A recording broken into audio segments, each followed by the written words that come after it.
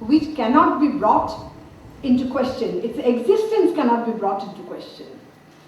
And secondly, by unfathomability I mean, no matter what is the kind of cognitive probe that human beings have applied so far, this is a phenomenon that seems to be capable of resisting all that probe and keep its mystery. Now, part of the material that I have gathered over the years, including my reflections, have now been published as a book by the Oxford University Press last year called The Enigma of I Consciousness. Now, I'll tell you later on why I have called it The Enigma. Now, as I tried over the years to delve deeper into this question, I was astonished to find how the Indian conceptual world, containing its Dharma and Dhamma traditions, have focused on this theme from time immemorial. The Vedantic tradition, for example, openly acknowledges the phenomenon of I consciousness to be ingrained in the universal experience of all living beings. Remember, not only of human beings, but of all living beings. Pran bhin matrasya, and declares that it is something that is apprehended by one and all. Sarvanubhava siddha.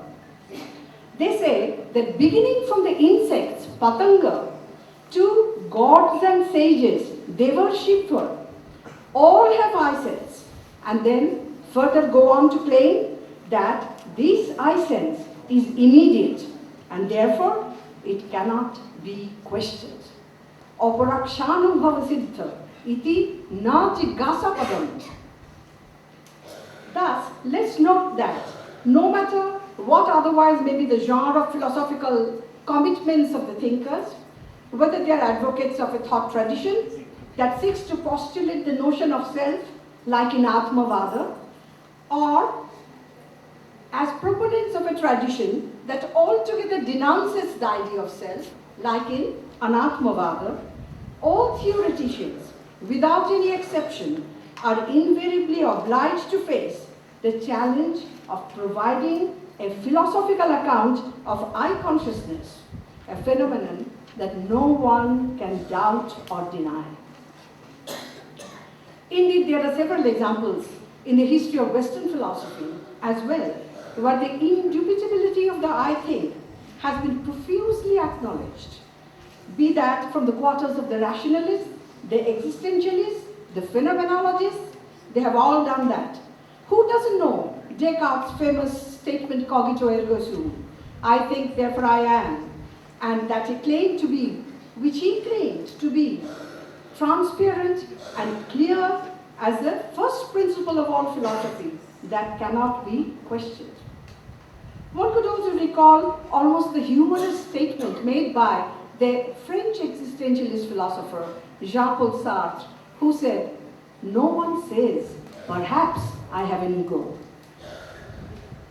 Thus, whether referring to ancient or modern studies of the theme, we can repeat with Vachaspati Mishra that nahi jatu kaschitatra sandigdhe aham vanaham veti. No one doubts whether I am or not, nor does anyone maintain contrary of I am.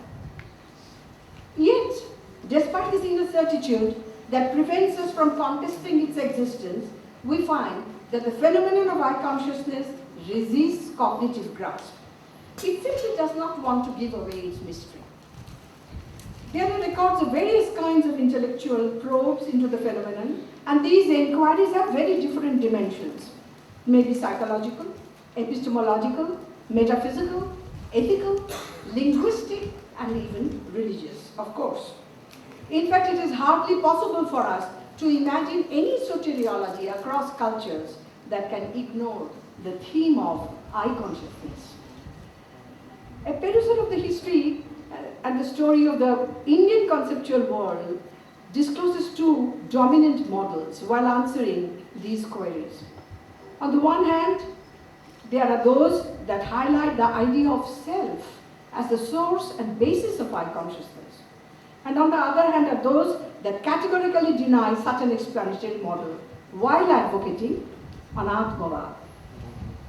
Both the traditions of the self and the no-self theories know of internal divergences and variations.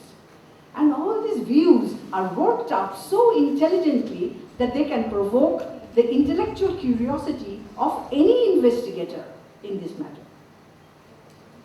What is of special interest to note is that whereas the Upanishadic tradition that stands from Atmavad and the Buddhist for Anatmavad, and all the metaphysical differences that follow therefrom, these traditions, remember, share the same conceptual soil, where such ideas as Anadi Samsara, beginningless world process, karma and janmantara, moral retribution and rebirth, are preponderant. And there is much sharing of common values, cherishing ultimately the idea of freedom, call it Nirvana or Moksha, which are of course formulated in consonance with respective ontological commitments of the different schools. I would like to emphasize that in our Dharma-Dhamma traditions, deep and detailed inquiries have been made into this theme that are worth recapitulating in the context of the present-day initiatives in the areas of consciousness studies. For various reasons. I cannot tell you all the reasons right now, but we really have remarkable documents where these two paradigms with their internal variations are worked out with much subtleties and great clarity. Just as there are divergent formulations by the advocates of the Atmavad, similarly are there alternative interpretations of the phenomenon of I consciousness in Anatmavad. And they give different kinds of accounts, and it is amazing to see how widely different can be the answers to the same or similar questions with regard to the discernment of the status of I consciousness. While exploring this theme, it is worthwhile noticing precisely in what consist the controversies. This looks like apparently a very simple and intimate experience that we all have. So let us note that the fact that there is such an awareness, pratiti, or that it is expressible via a linguistic entity like aham, the asmat shabda, a pronoun in the first person singular number, that is not at all a matter of any controversy. Problems begin to appear as we investigate into such questions as what specifically forms the basis of I consciousness, or what does the word I actually refer to. Indeed, a perusal of the philosophical literature shows that a wide variety of questions have been posed, and I hope I am not boring you, but it is a dose of philosophy, of course, that you are getting, and look at the interesting set of questions that Indian philosophers at such an early time have dealt with from both the traditions. These are as follows. Is the I an ultimate, indivisible, akhanda entity, or is it a composite, sakhanda, and derived? If it is derived, what is it derived from? What does the word I refer to? If it does not refer to the self, how does one discern the meaning of the word? Or, while considering the nature of I consciousness, it may be asked, how is the I presented in the consciousness, and to whom? Who knows the I? This involves the so-called, what is called in the Western philosophy, the problem of ego split. And here we call it the problem between the subject ego, the gyata aham, and the object ego, gaya aham. Further, how is consciousness related to time consciousness? How is it related to consciousness of the body, as well as consciousness of others? Let us also keep in mind that both the Upanishadic and the Buddhist traditions have joined forces against naturalistic explanations of I consciousness, as was offered by the Charvaka Svabhavavadis. The records of these exchanges, I really firmly believe, that still remain very relevant in the context of the present-day debates among the neurophilosophers and those others who do not share the latter's philosophical convictions. However, despite that common agreement, the strategies of Atmavadins and Anatmavadins remain distinctly different. Thus, given all other internal differences that are there within the Upanishadic tradition, what is very interesting to note is that every metaphysical system within the Upanishadic tradition, without any exception, holds the notion of an abiding self as being foundational and fundamental. It is noteworthy that the proponents of the Nyaya Vaisheshika, Sankhya Yoga, and various schools of Vedanta, Dvaita, Vishishtadvaita, and Advaita, have their own distinctive views regarding eye consciousness and own renditions of the idea of self, which they have discussed, by the way, not only in the context of waking state, but also that of dream and sleep. Every conceptual scheme within the Upanishadic tradition has room for an ontological category which is outside the influence of time. Kama Prabhava Mukta. This idea reaches its acme in Advaita Vedanta that focuses on the idea of the Atman as Trikala Baddha, unsubjectable in all three times. Now, this idea of an unchanging self, however, was persistently decried by the Buddhists. The Sautrantika idea of causal efficacy, Arthakriya-karitva, and the theory of momentariness, Shanubhanga-Bhada, played a crucial role in projecting a conceptual world where that which is real is momentary in character. Yat sat tat sharikam. They thoroughly denied Atman as an ontological category.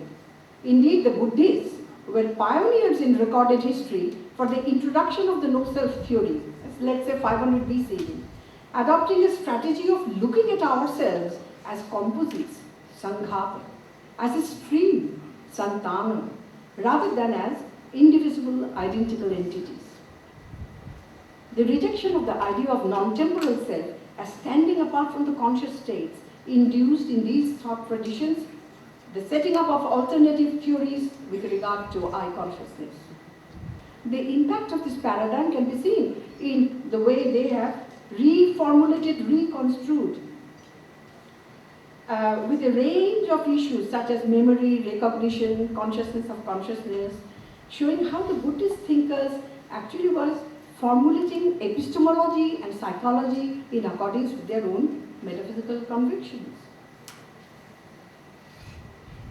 And all the time thoroughly repudiating the idea of an abiding self. Apart from this, the Buddhists engaged in prolonged debates with the Upanishadic thinkers with regard to questions of ethics and soteriology in harmony with no-self theory. These views and analysis, remember, within the Buddhist tradition, vary from school to school over the centuries. However, abandoning the idea of self is no easy task. In the Abhidharma Kosha and Kathavastu, we find reference to Vatsiputriyas. These thinkers were not only aware of the limitations of the self theory, as they knew it from the Upanishadic tradition, but they were also keenly aware of the difficulties of the skandha or the aggregates theory of early Buddhism. They proposed the theory of Pudgalavad as they felt that without a principle that gives unity to mental life, a radical rejection of the notion of self will cause confusion and would lead to nihilism, Uchchedavad. They carefully distinguished, though, Pudgalavad from Atmavad. Pudgala was conceived as a quasi-permanent entity, which is neither entirely different from the skandhas, nor identical with any of these or any aggregate of these. In other words, the idea of Panchaskandha of the first phase of Indian Buddhism was seen as questionable by the Buddhists themselves of this school belonging to the Vatsyaputriyas. And they thought that the idea of multiple states, one following the other, without an unifying principle, would inevitably lead to a chaotic situation. It is noteworthy that the Vatsyaputriyas invented the notion of Pudgala not merely as a response to the questions regarding what forms the basis of our consciousness, but also for explaining phenomena like memory, recognition, etc. Apart from these, they saw that there would be serious difficulties with regard to the possibility of moral life or nirvana. They referred to the words of Buddha himself in support of their own theory, that is the Bharahara Sutra. Although they thought that their position to be different from Shashvatavad or eternalism of the Upanishads, the mainstream Buddhists did not approve of Pudgalavad. It was seen as an un-Buddhist idea, since Pudgala as an entity cannot be regarded as momentary. These detailed responses can be read from Vasubandhu himself. In the middle phase of Indian Buddhism, I want to give you again another example of how rejecting the notion of self is not at all an easy task. What we find in the middle phase is again a powerful critique against the radical formulation of the no-self theory of the first phase of Indian Buddhism.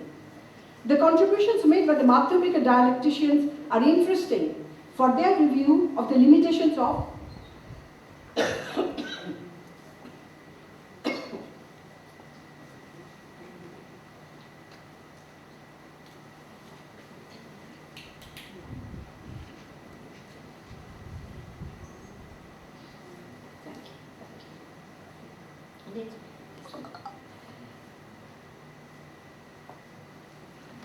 So they are also criticizing the way the early Buddhists understood the no-self theory. The contributions made by the Madhyamika dialecticians are interesting for the review of the limitations of alternative ways of accounting for the phenomenon of eye consciousness. This is very interesting. They have criticized not only the various formulations of Atmavada, but also the way no-self theory was interpreted in the first phase of Buddhism. They not only criticized Pudgalavada also, viewing it was a compromise stand and cannot be accepted. They saw the Abhidharmika explanation equally as beset with insuperable difficulties. Now, the dialectical dismissal of the ontological category of consciousness by Shunyavada of the Madhyamika school, remember, was never accepted by the Upanishadic thinkers. Shankara observed, Shunya sapi sakshitvat. Even Shunya cannot be established without proclaiming the witness consciousness. During the third phase of Indian Buddhism, the Yogacara Vijnanavada school, however, asserted the absolute reality of consciousness once again, although still distinguishing the position from Atmavada. Their contribution towards understanding the status and the constitution of I is indeed remarkable. I don't have the time to go through the idea of monovijnana, which is crucial for the emergence of I consciousness, as well as how that explains the projection of the categorization of the objective. However, they point out something very important. They point out that although the I is a presupposition for all empirical knowledge, it is nevertheless an imposition. The I dissociates itself from the content as a subject, and this itself provokes a substance view, a false sense of selfhood, Atma-drishti. This in turn is always accompanied by Atma-moha, that is ignorance about the self, which gives rise to Atma-mana, that is a sense of conceit and egoity, and incurs a sense of attachment to it, Atma-prema. The relation between the mana and the alaya vijnana deserves a closer study, I'm finished, which I cannot address in this short presentation, although it fascinates me absolutely. The idea of self, I would like to say, as something that can be reduced to the changing states of consciousness, has never been accepted in the Upanishadic tradition, until today. Despite centuries of Buddhist intervention, Vachaspati Mishra's observation has not been superseded or answered when he said that Yeshu Vyavartamaneshu Yad Anuvartate Tad Tebba Bhinnam Yatha Kusumebba Sutram. That which remains constant in whatever is variable is different from the latter, as string from the flowers of a garland. These debates, we have to keep them alive. And today, when there is such a renewed and vigorous interest in the study of consciousness once again, we have to be able to bring forth to the main table all the ideas, analytical and polemical, that we know from these traditions. Let us remember that here we are dealing with a phenomenon which is closest to us existentially. What can be closer than I consciousness? But it still remains farthest from our understanding. This is why I chose the title of the book as The Enigma of I Consciousness. Thank you so much for your kind attention. Thank you very much, Dr. Anivita Balswet. Now I would like to request Dr. William Sweet to make his presentation. Dr. William Sweet is currently Professor of Philosophy and Director of the Center of Philosophy, Theology and Cultural Tradition at St. Francis Xavier University.